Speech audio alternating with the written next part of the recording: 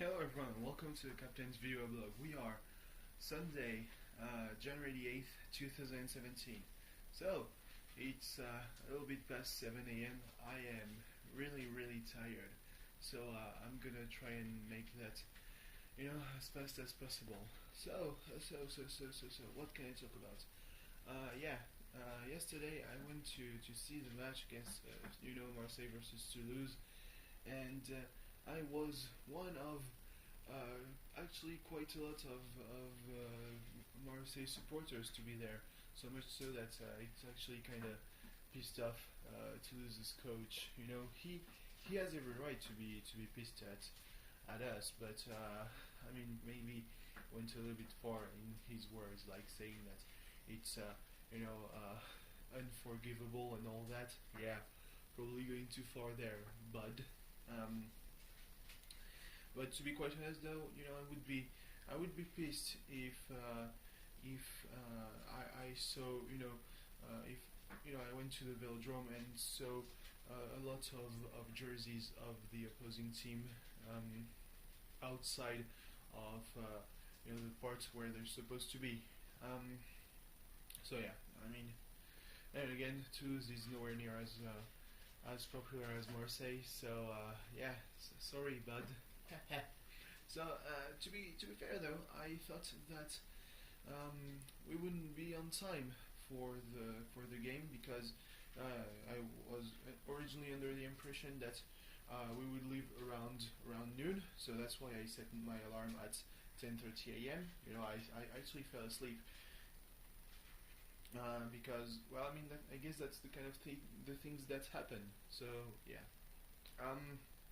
and we actually left a bit before one. So when at every moment that I saw a certain amount of kilometers or a certain amount of time before reaching Toulouse, every time I was getting more and more stressed, like my stomach, tied in a knot, especially when we were in Toulouse itself, because on match days, and I know that pretty well, the accessing the stadium isn't exactly easy, and that's when we reached the stadium that I learned that we wouldn't have to look for a parking space because I would only be going with my dad to the game, and the rest of my family would attend a tattoo convention.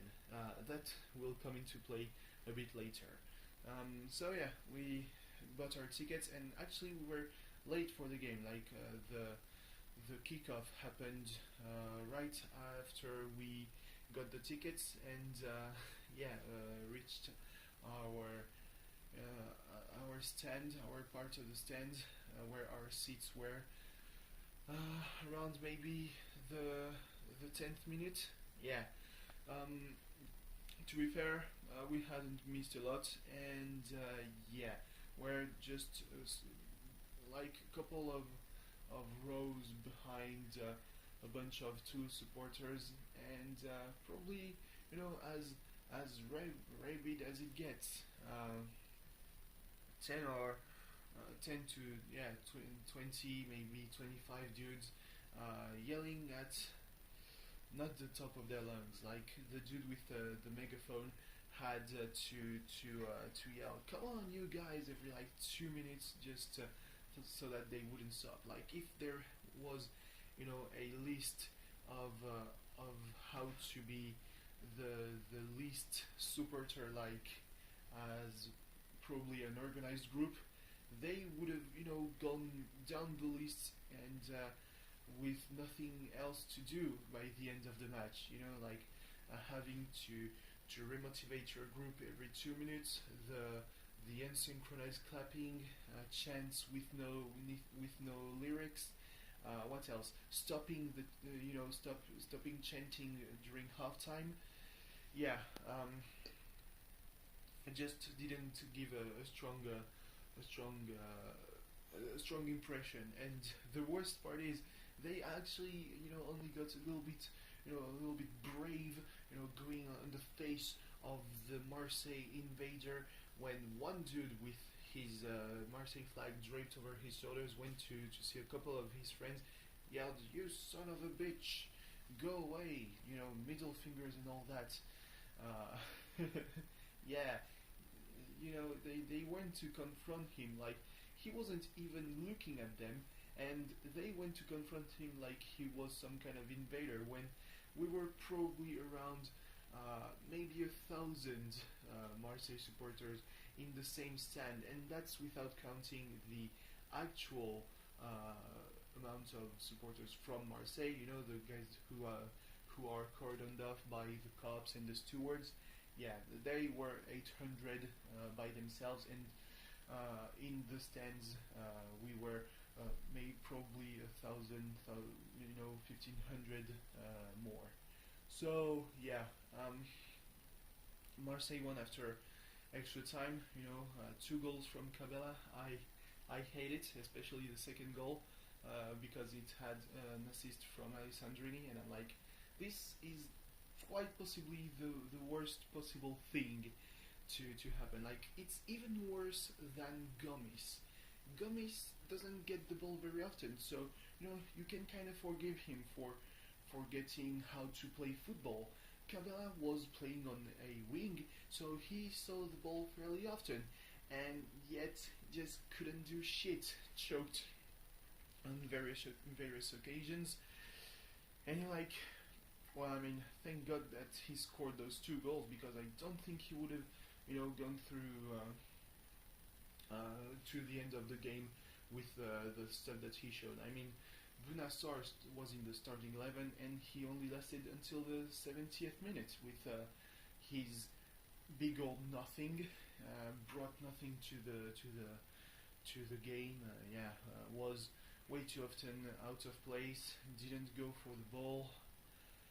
Yeah, it was really frustrating. And of course, he went to extra time because the Marseille brand of defending, which is actually, a matter of concern, to be quite honest, because there was actually Montpellier defended actually pretty much the same against Lyon, and they conceded 5 goals, and the first